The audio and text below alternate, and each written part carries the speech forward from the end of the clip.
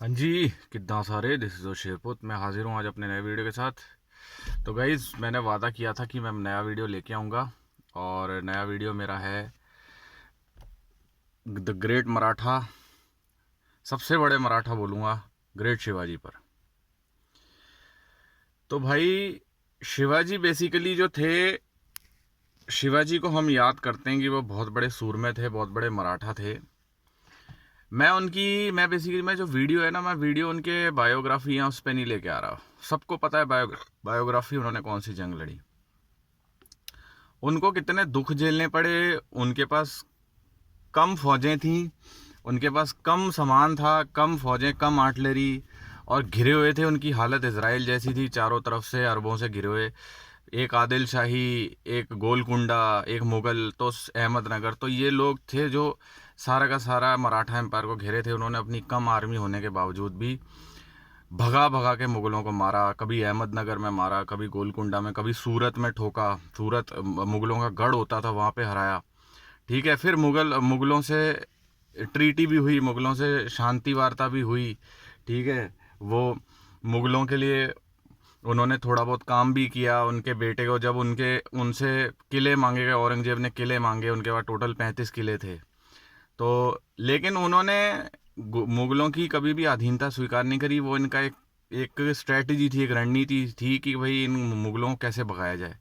तो उसमें भी उन्होंने बहुत अटैक किया। आदिल खान, बहलोल खान, आपका आदिल शाही डायनेस्टी का जो जिसको नकल बैक से जैसे कहते हैं टाइगर क्लॉ, उससे भी मारा। तो मैं किसी डिटेल में नहीं जाना चाहता, लेकिन मैं ये कहना चाहता हूँ कि जो शिवाजी का कैरेक्टर था ना, शिवाजी का कैरेक्टर था बहुत ही समझदार। वो गोरिल्ला वॉर में नंबर 1 थे। ठीक है, उनको पता था कि मुगल हमसे पहाड़ पहाड़ जितने बड़े हैं। ठीक है, इनको हराना बहुत मुश्किल है। उस समय मुगलों का रास्ता औरंगजेब का, शाहजहाँ का राज गया ही गया था, तो औरंगजेब का आया ही आया था। तो उसके बावजूद उन्होंने चारों तरफ से उस समय में महाराष्ट्र में सारा मुगलों का राज था। तो ठीक है, और नॉर्थ में सिख लड़ ही रहे थे। गुरु हरगोविंद साहब जी के ज़माने की अगर मैं आपको बोलूँ तो ये मतलब उनसे जस्ट पहले की बातें हैं, ये उन्हीं के ज़माने की बातें हैं। गुरु तेग बहादुर जी 1675 में दिल्ली में शहीद होते हैं। तो यहाँ पे जो है आपके 1680 में शिवाजी जाते हैं। लेकिन ये वही ज़माना था जब हरगोविंद साहब जी ने ग्वालियर के किले से 52 राजे आज़ाद कराए। ठीक है, और शिवाजी वहाँ पे दक्कन में लड़ रहे हैं। तो मोर्चा सिखों ने नॉर्थ में संभाला हुआ था। हरगोविंद साहब जी जो थे वो 6वीं पातशाही थे, उन्होंने 4 जंगें हराई हैं मुगलों को, जहांगीर को, ठीक है, और शाहजहाँ को। तो और उसके बाद जो दक्कन में जो काम कर रहे थे 1680 तक, वो शिवाजी कर रहे थे, मराठे कर रहे थे। तो कभी उनसे ट्रीटी बनाना, कभी तोड़ना, तो वो उनकी ऐसी रणनीति थी कि उन्होंने फिर कि जो ये आदिल शाही डायनेस्टी बीजापुर वाली, ठीक है, फिर आपकी गोलकुंडा वाली निजाम हो गए, ठीक है, फिर मुगल हो गए, इनको कैसे उन्होंने, औरंगजेब को कैसे पहले आगरा से कैसे भागे ये। ठीक है, वहाँ पे 9 साल का इनका बच्चा था संभाजी, फिर उसकी कुर्बानी, वो संभाजी में मैं अलग वीडियो बनाऊंगा। उन्होंने तो भाई उनके टुकड़े टुकड़े करके नदी में डाल दिया था उन्होंने, लेकिन कभी भी दूसरे धर्म की अधीनता स्वीकार नहीं करी थी। तो मैं सल्यूट करता हूँ ऐसे सूरमे को, शिवाजी को, जिन्होंने इतनी गरीबी और इतना कुछ होने के बावजूद भी अपने हौसले बुलंद रखे, और सबके लिए वो प्रेरणा के स्रोत हैं।